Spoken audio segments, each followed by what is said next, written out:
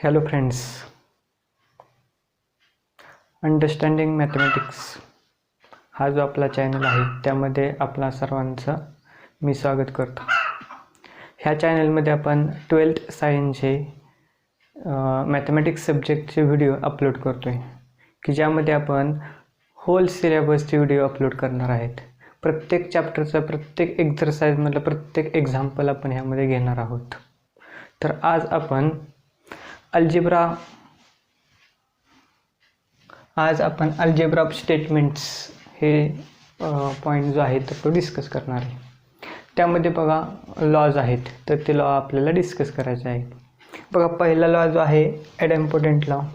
ह्यामध्ये काय होतं बघा, ॲडम्पोटंट लॉ कोणता की ज्यामध्ये दोन स्टेटमेंट असतील, सेम स्टेटमेंट आहेत, दोन्ही कसले सेम स्टेटमेंट आहेत आणि त्या दोन स्टेटमेंटमध्ये कंजंक्शन असेल किंवा डिस्जंक्शन असेल तर इक्विव्हॅलंट आहे ते स्टेटमेंट, जे ओरिजिनल स्टेटमेंट आहे ना सेम तेच मिळतं.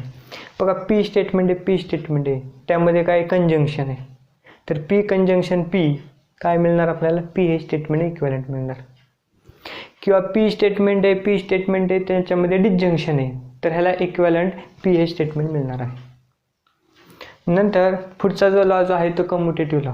कम्युटेटिव्ह लॉमध्ये बघा दोन स्टेटमेंट आहे की ज्यामध्ये कंजंक्शन असेल किंवा डिस्जंक्शन असेल.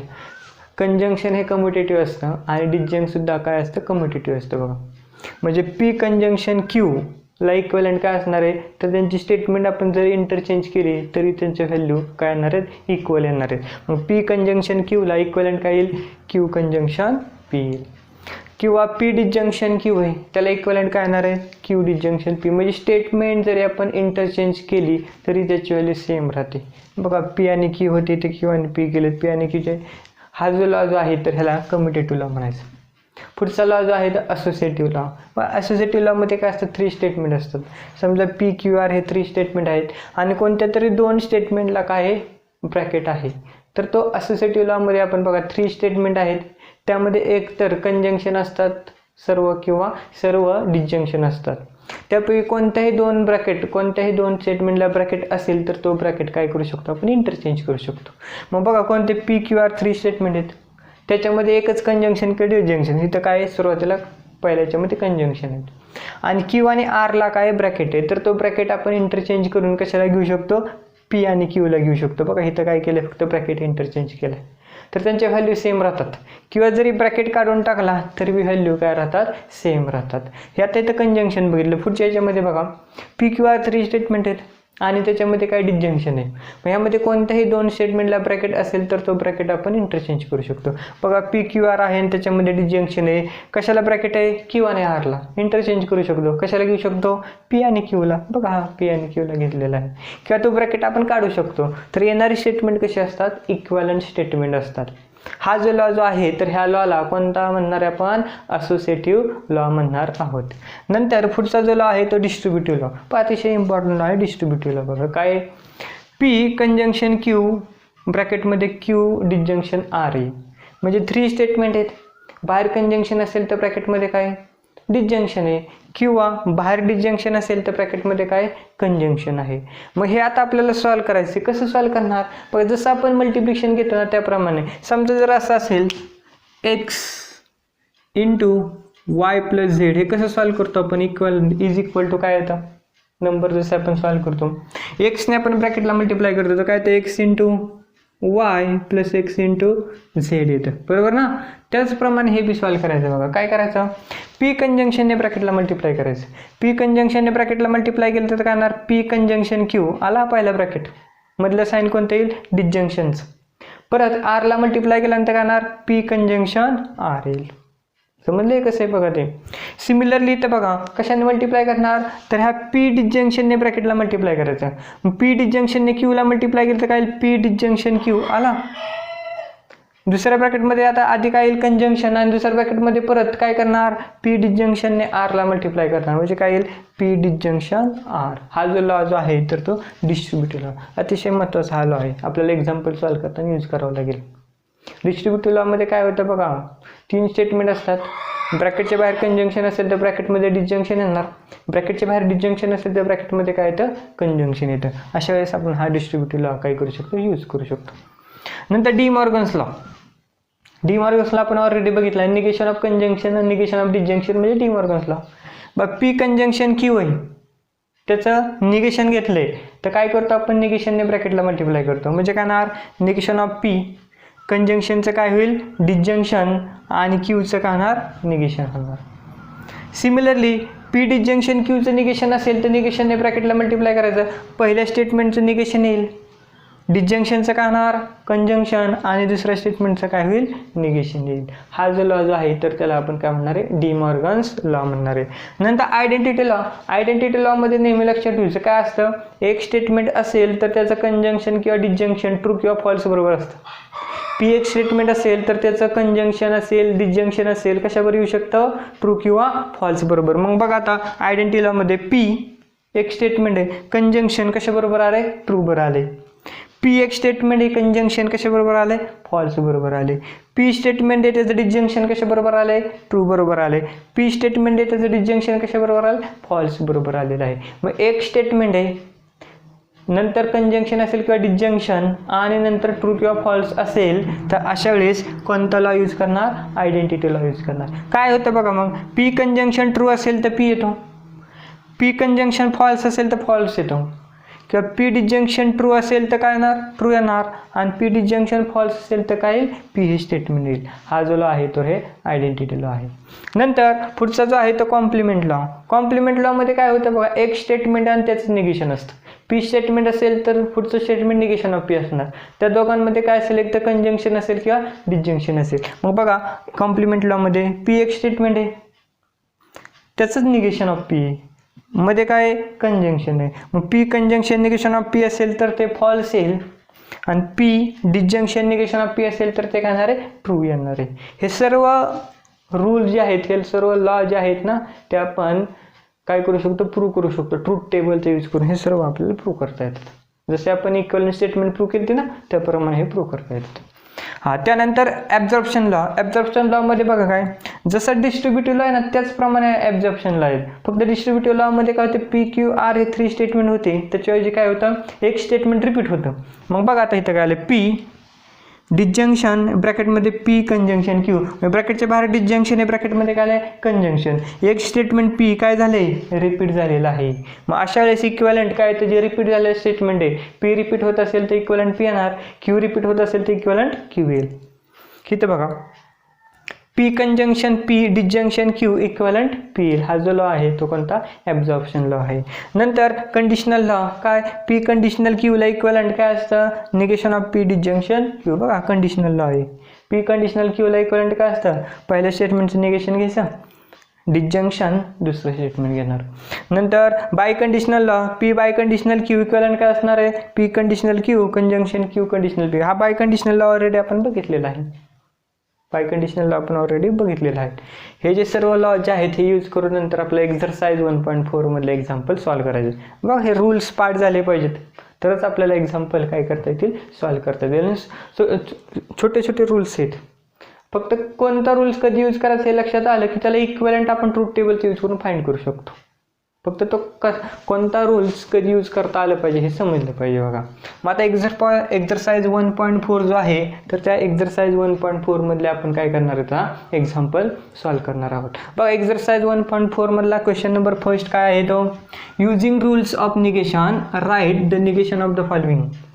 निगेशनचे रूल यूज करायचे किंवा हे रूल्स यूज करून आपल्याला काय करायचे तर दिलेल्या स्टेटमेंटचं निगेशन फाइंड करायचे. बघा त्यामध्ये पहिले जे आहे ते काय आहे, ते फर्स्ट बघा काय, negation of Q conditional P. बघा हे स्टेटमेंट, ह्या स्टेटमेंटचं आपल्याला काय करायचं आहे, निगेशन फाइंड करायचं आहे. बघा आता आपण ह्या स्टेटमेंटचं काय करूया, निगेशन फाइंड करायचं कोणतं, निगेशन ऑफ क्यू कंडिशनल पीचं आपल्याला निगेशन फाइंड करायचं आहे, ह्या स्टेटमेंटचं निगेशन. मग इक्विव्हॅलंट निगेशन, आता ह्या ब्रॅकेटमध्ये आपल्याला कोणता लॉ यूज करता येईल, कंडिशनल लॉ. हा लास्टला बघितलेला यूज करता येईल का, बी कंडिशनल क्यू इक्विव्हॅलंट काय असतं, पहिल्या स्टेटमेंटचं निगेशन घ्यायचं, डिसजंक्शन दुसरं स्टेटमेंट येईल. मग आधी काय करूया आपण तर कंडिशनल लॉ जो आहे तो कंडिशनल लॉ यूज करूया. मग सांगा बरं काय, कंडिशनल लॉ यूज केल्यानंतर पहिलं स्टेटमेंट जे आहे त्याचं काय करणार, निगेशन घेणार, म्हणजे निगेशन ऑफ क्यू. नंतर काय तर डिसजंक्शन दुसरं स्टेटमेंट कोणतं आहे, पी. रिझन लिहा. कोणता लॉ यूज केलेला आहे? Conditional law. कंडिशनल लॉ सुरुवातीला यूज केलं. निगेशन ऑफ निगेशन काय आहे? ओरिजिनल स्टेटमेंट येतं म्हणजे इक्वल काय? Negation of Q disjunction P L. Reason लिहा. Negation of negation.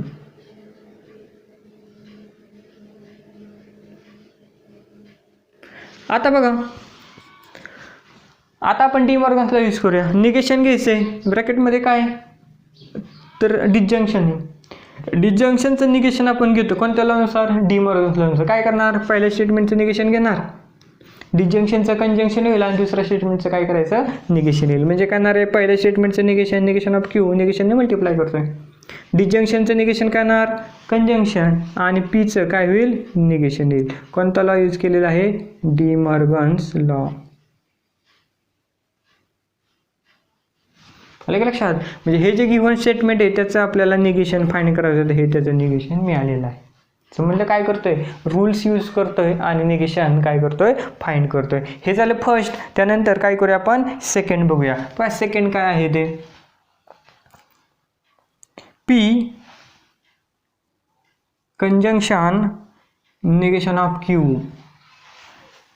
P conjunction negation of क्यूचं आपल्याला काय करायचं आहे? निगेशन जे आहे ते निगेशन फाइंड करायचं आहे. मग बघा काय येईल आता? Negation of P conjunction negation of Q equivalent. बघा आता आपल्याला हे स्टेटमेंटचं काय करायचं आहे? निगेशन फाइंड करायचं आहे. आता इथं बघा डायरेक्ट आपल्याला निगेशन फाइंड करता येईल का?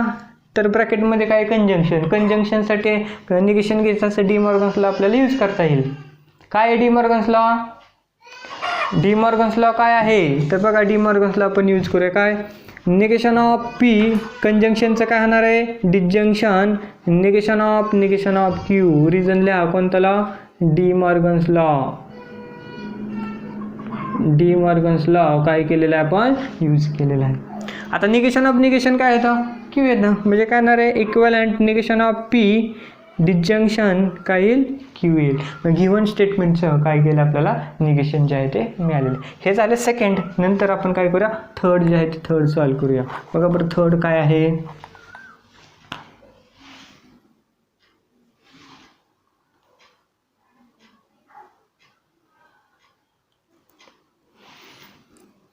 P disjunction negation of Q.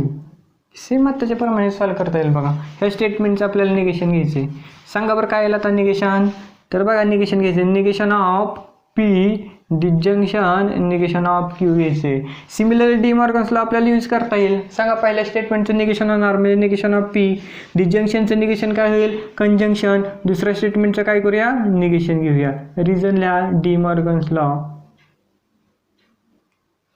हां नंतर निगेशन ऑफ निगेशन काय येणार?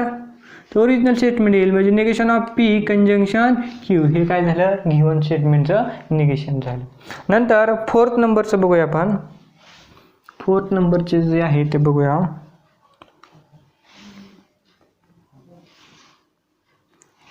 P disjunction negation of Q conjunction R. बघा आता आपल्याला ह्याचं काय करायचं आहे? निगेशन घ्यायचं आहे. बघा आता निगेशन घेतोय. Negation of P disjunction Q conjunction R equivalent. बघा आता डी मॉर्गन्स लॉ यूज करता येईल. हे पहिलं स्टेटमेंट आहे, हे दुसरं स्टेटमेंट त्यामध्ये निगेशन काय कंजंक्शन आहे. तर डी मॉर्गन्स लॉ काय करूया आपण? अप्लाय करूया. सांगा बरं डी मॉर्गन्स लॉ अप्लाय केल्यानंतर काय येईल? पहिल्या स्टेटमेंटचं निगेशन म्हणजे negation of P disjunction negation of Q. पहिल्या स्टेटमेंटचं निगेशन घेतलं. कंजंक्शनचं काय होईल? डिजंक्शन आणि आरचं काय होणार? निगेशन होणार. रिझन लिहा. De Morgan's law.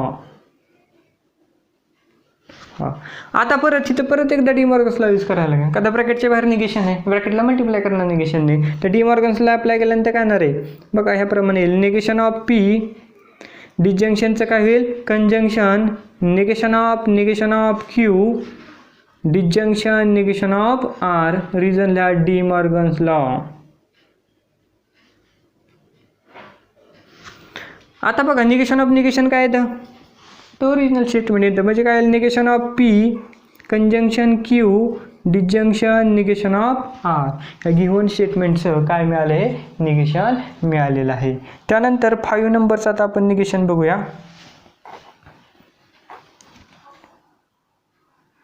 5 नंबरचं काय करूया आपण, निगेशन बघूया. बघा 5 नंबरला काय आहे, पी कंडिशनल पी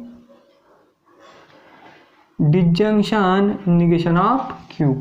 काय करायचं आपल्याला, याचं निगेशन फाइंड करायचं आहे. मग आता बघा ह्याचं निगेशन घेतो, काय येईल बघा बरं. निगेशन घेतल्यानंतर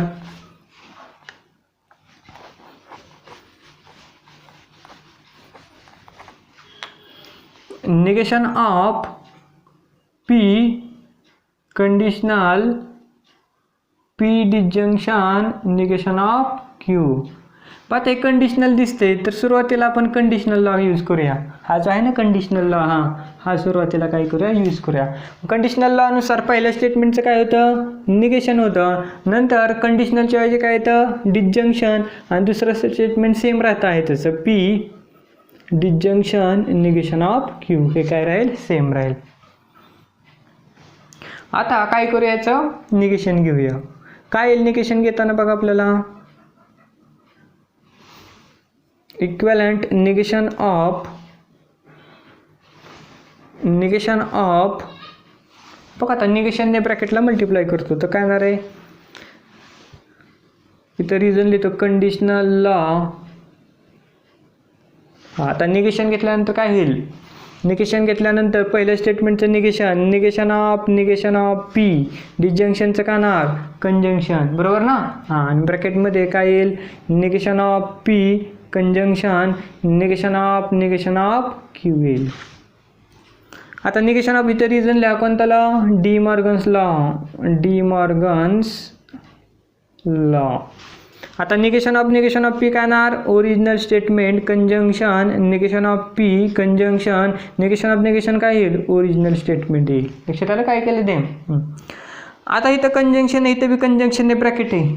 ब्रॅकेट चेंज करता येईल आपल्याला, कोणता लॉ, असोसिएटिव्ह लॉनुसार आपण ब्रॅकेट चेंज करू शकतो. दुसऱ्या तिसऱ्याला जो आहे त्याच्याऐवजी पहिल्या दुसऱ्याला घेता येईल आपल्याला. मग सांगा बरं असोसिएटिव्ह लॉनुसार काय येईल, P conjunction negation of P conjunction Q. Reason लिहा असोसिएटिव्ह लॉनुसार आपण ब्रॅकेट काय केला, इंटरचेंज केलेला आहे. आता बघा बरं, एक स्टेटमेंट आहे आणि त्याचं निगेशन आहे, पी एक स्टेटमेंट आहे आणि त्याचंच काय निगेशन आहे. कोणता लॉ यूज करता येईल, कॉम्प्लिमेंट लॉ यूज करता येईल का. एक स्टेटमेंट आहे त्याचं निगेशन असेल आणि कंजंक्शन आहे, बघा बरं ह्या प्रमाणे दिसते का, P conjunction negation of P आहे, तर त्याला इक्विव्हॅलेंट काय येतो, एफ. मग त्याची व्हॅल्यू पुट करतो बघा, हा जो ब्रॅकेट आहे त्याची व्हॅल्यू काय येईल, एफ कंजंक्शन क्यू. रिझन लिहा कोणता, कॉम्प्लिमेंट लॉ. ट्रू किंवा फॉल्स असेल आणि त्याचं कंजंक्शन किंवा डिसजंक्शन एखाद्या स्टेटमेंटमध्ये असेल तर कोणता लॉ यूज करतो आपण, आयडेंटिटी लॉ यूज करतो. मग बघा आता फॉल्स कंजंक्शन हे फॉल्स, इथे बघा फॉल्स कंजंक्शन पी काय येतो, फॉल्स येतो. म्हणजे ह्याला इक्विव्हॅलेंट काय येणार आहे, फॉल्स. रिझन लिहा कोणता, आयडेंटिटी लॉ. म्हणजे आपल्याला ह्या स्टेटमेंटचं निगेशन फाइंड करायचं तर ते काय मिळालं, फॉल्स मिळालेलं आहे. बघा काय कसं सॉल्व्ह केलं ते, लक्षात आलं का.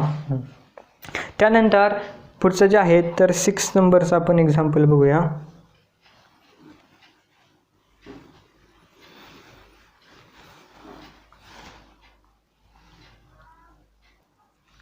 6 नंबरचा negation of P conjunction Q disjunction P disjunction negation of Q. तर आपल्याला काय करायचं, ह्या स्टेटमेंटचं निगेशन जे आहे ते निगेशन फाइंड करायचं आहे. मग बघा आता निगेशन घेतल्यानंतर काय येईल, negation of P conjunction Q disjunction P disjunction negation of Q.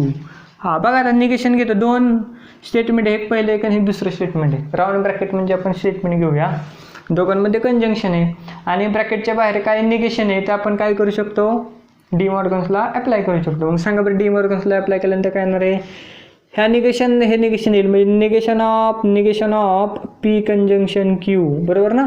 पहिल्या स्टेटमेंटचं निगेशन घेतलं. डिसजंक्शनचं काय होणार conjunction, negation of P disjunction negation of Q. Reason लिहा कोणता डी मॉर्गन्स लॉ, बरोबर का. हे निगेशन काय होईल कॅन्सल होईल म्हणजे पी कंजंक्शन क्यू राहील. आता इथं परत डी मॉर्गन्स लॉ यूज करूया. ह्या निगेशनने ब्रॅकेटला मल्टिप्लाय करूया तर काय होणार निगेशन ऑफ पी डिसजंक्शनचं काय होईल कंजंक्शन, निगेशन ऑफ क्यू म्हणजे काय होणार आहे क्यू होईल. रिझन लिहा डी मॉर्गन्स लॉ. तर बघा आपल्याला काय करायचं होतं निगेशन फाइंड करायचं होतं. तर ह्या स्टेटमेंटचं हे काय मिळाले निगेशन जे आहे ते मिळालेलं आहे. लक्षात आले काय केलंय ते. नंतर पुढचं जे आहे ते 7 नंबरचं आपण बघूया.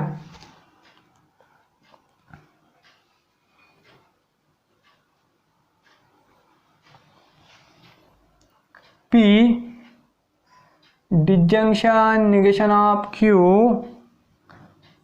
conditional P conjunction negation of Q. तर ह्या स्टेटमेंटचं आपल्याला काय करायचं आहे निगेशन जे आहे ते घ्यायचं आहे.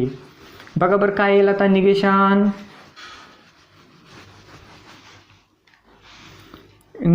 ऑफ